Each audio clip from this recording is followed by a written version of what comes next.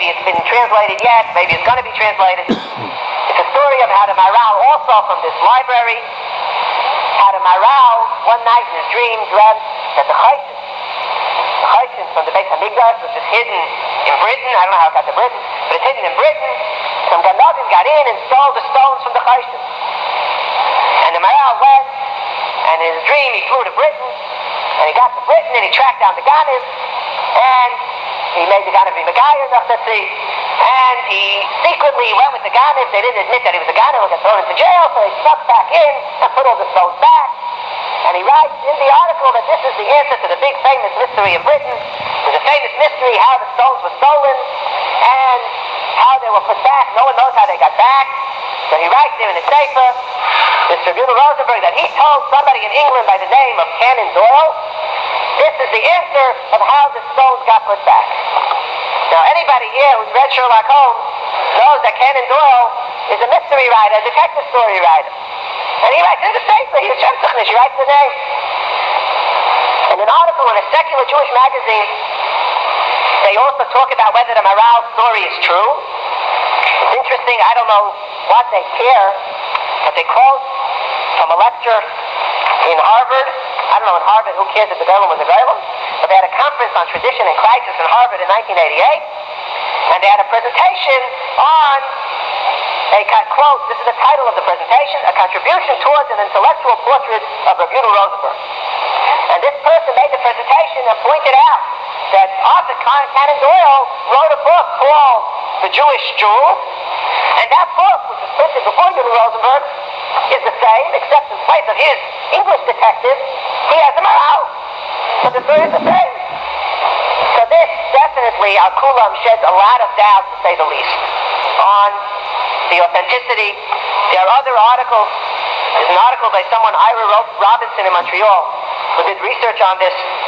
The title appropriately is Literary Forgery and Hasidic Judaism. And he also questions the authenticity of this. I think that we can say safely that to say that everything it says in the Golem stories is true, I don't think anybody ever thought. To say that most of it is true is certainly not.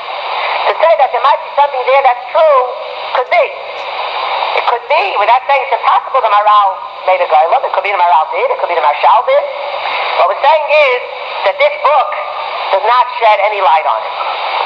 Now the point I want to make here, in spending time on this, is an important point. Why does the Maharal's Golem top everybody's imagination? Why is it that people want to believe that there was a Golem? The answer is that we know that HaKadosh Baruch Hu helped Klal Yisrael with Nisan for so many centuries, and we learn Tanakh and we know this. And we'd like to know that still HaKadosh Baruch Hu is still shows himself once in a while. 400 years ago, it's I think a little of a straw that people like to hop onto. Rav Henkin, in an article that was printed in a East Side newspaper, talks about why yeshivas don't learn Tanakh. Why is it that in yeshivas they don't learn Tanakh? So he writes, and I'm really not reading the whole article, I'm skimming it, but in the beginning he writes, HaKopshiyim, the secularists, Hein ha-mispailelin, hein ha-la'umim, Meganim oisanu, she'anu mematim b'limud Tanakh. The secularists megane us, they deride us for not learning Tanakh. And it's true that among the Goyim, yeshnu b'kiyim yesed b'Tanakh. They have some bigger experts in Tanakh than we. B'yichud b'tech very English, v'mashiyesh banu. Certainly among the English-speaking countries, there are people who know Tanakh better than us.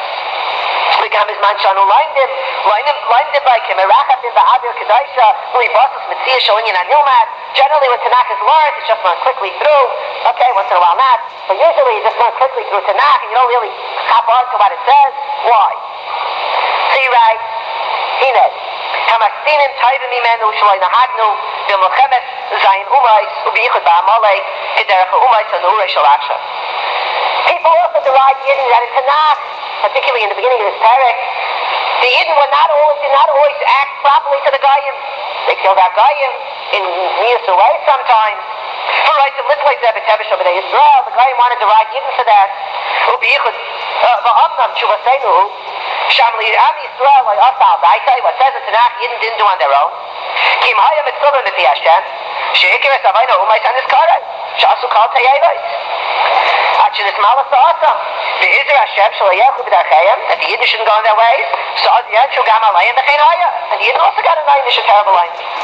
But the point is that whatever happened in Tanakh, these wars were Al Pi Hashem. Avada, it's not proper Al Pi Seichel, the Stam Seichel for a person to do certain things. Like we learned in the beginning of the parak, with David measured them with ropes and killed them.